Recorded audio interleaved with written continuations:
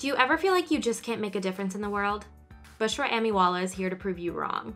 At just 21 years old, she was elected to the Cook County Board of Commissioners, the second largest county in the country, making her the youngest Muslim elected official in the United States. Her local campaign gained her national recognition as Glamour magazine's College Woman of the Year, 17 magazine's Voice of the Year, making the cover of Time magazine, and speaking at major events across the country. Bushra joined 10-Minute Talks to share how young people can get involved in politics and why this generation are the change makers we need. This is our conversation.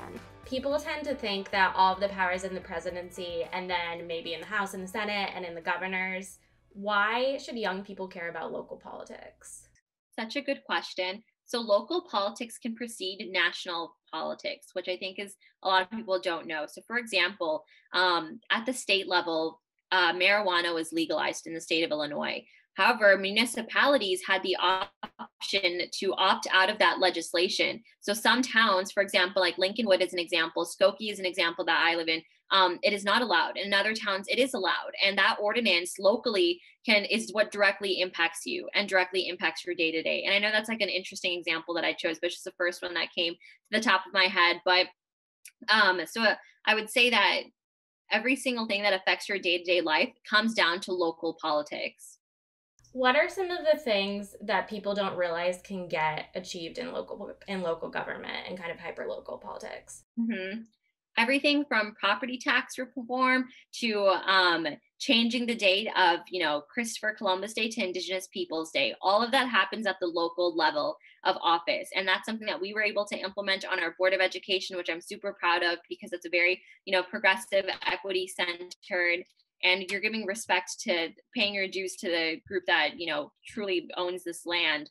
And so all of those things can be influenced at the local level. Every change that impacts you from your day-to-day life is done, and that decision is made at the local scale. So I would say it's almost anything and everything that you can imagine. Yeah, you talk about wanting to change the way we view politicians as they're normally viewed as corrupt and dishonest. How can our generation do that? And how do you strike the balance between being a part of the system and also changing the system? I think it's impossible to change a system without working within that system. And that's just what I found. I think you can do so much good work by being on the outside of it and advocating against it and being an activist in that aspect. And by no means do I want to dismiss those efforts. I think those are also imperative and very important as well. But I think working within the system, you're able to push boundaries in a different aspect, in a different way. So I found that being within the system has helped me push those boundaries as well. It's a pretty big deal to have a bunch of these seasoned incumbents endorse a 19-year-old, freshman in college, Muslim teenager running for office. And I think that's pushing the boundary as well. And it's working within that system and in that model to make a difference and to make an impact. I feel like the stereotypical view of young people in politics is, oh, look at how idealist they are. Just wait until they get older and they get into it. How do you hold on to your hope and your highest ideals while still battling the everyday struggles of your job? Yeah, that's a super good question. I think expectations versus reality is a very important thing to be on. So I think like the expectation that people have for young people, the bar is so low that as young people, we really can achieve greatness because we're able to break that mold and that stereotype that people hold for young people within the community. And we're able to overachieve in that aspect. So I think the sky's the limit for young people, and people really appreciate young, fresh voices and perspectives in politics and in the political sphere because we truly hold a different perspective. Everything from, for example, in the Board of Education, I helped champion having our board meetings live streamed and recorded. That's something as simple as that wasn't being done before. And everything in terms of accessibility and increasing viewership and engagement from parents and members in the community, it seemed like such the logical decision. And for me, like I've grown up in a generation where everything is live streamed. So little things like that is where the young person's perspective can really play a huge difference. And what seems obvious to us may not be obvious to other groups. Yeah, you've said of all the identities you hold, being a young person in politics is the most underrepresented, which is just wild to me. And I feel like it creates this kind of feedback loop where you don't feel like your voice is heard, so you don't voice it. How do we change that? And what would you say to someone who's kind of become jaded or disillusioned and doesn't think their voice matters? Mhm. There is a reason why the age to vote is 18. I think that is such I think it could be younger. I definitely do believe that. But I think being 18, you're a senior in high school. You have the power at that age to directly choose who your legislators are, who those decision makers at that table is. If that's not a reflection of how much power your voice has, I don't know what is.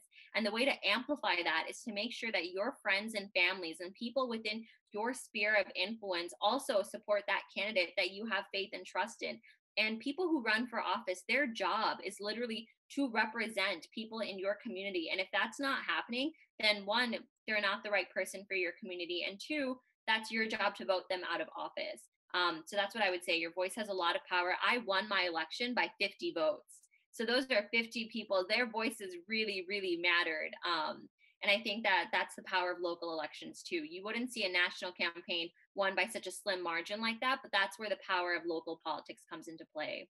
Yeah. So many people want to be leaders in theory and that they want to hold a position of power, but there are only so many of those positions. On a practical level, what are ways that we can be leaders within our own sphere of influence and make positive change in our communities?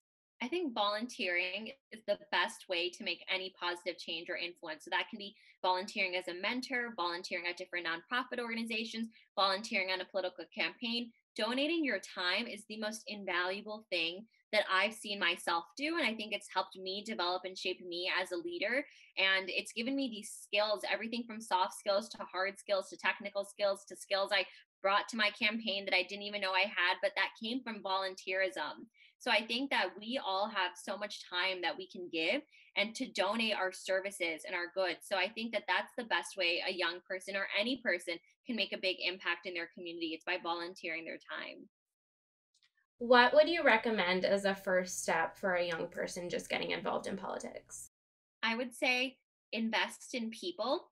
So I would say, for example, if you see a candidate who is running for office, work on their campaign because once they get elected and you try to network with them, then they won't hold as much value for that relationship or that connection just because they're already at the place they want to be. But they will notice you and they will appreciate you so much more if you're there from day one with them. And network, network, network. Speak things into existence. Tell your networks and your mentors that you want to run for office, that you have political aspirations, that you have this inclination to run and to serve for your community. And the more you do that, the more likely you are to build this foundation and this base of people that support you and are looking forward to your run for office. What would you say to a young person who's thinking about running but isn't sure if they can? I tell people that it is not a normal or average thought to want to run for office.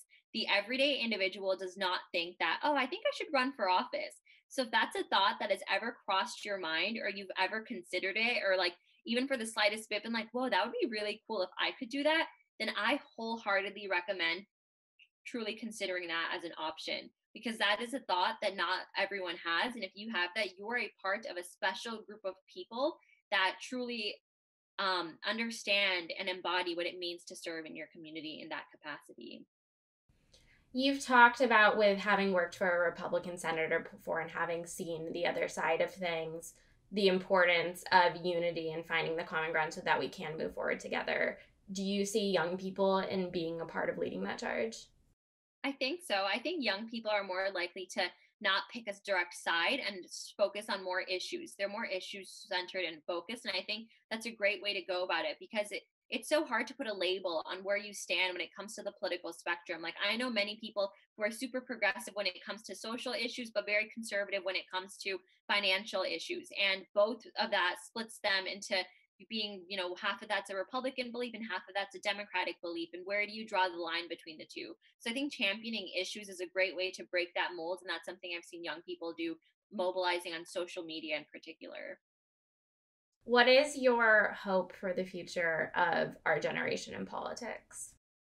I really, really hope that during my generation, I'm able to see a woman be the president of the United States. That was my conversation with Bushra. For updates on her political career, upcoming book, and Hulu documentary, make sure to give her a follow at Bushra Amiwala. And if you love this episode, subscribe to 10 Minute Talks wherever you listen and leave a review to let me know who else you'd like to hear from. Until next time, remember you're loved, you matter, and you've got this.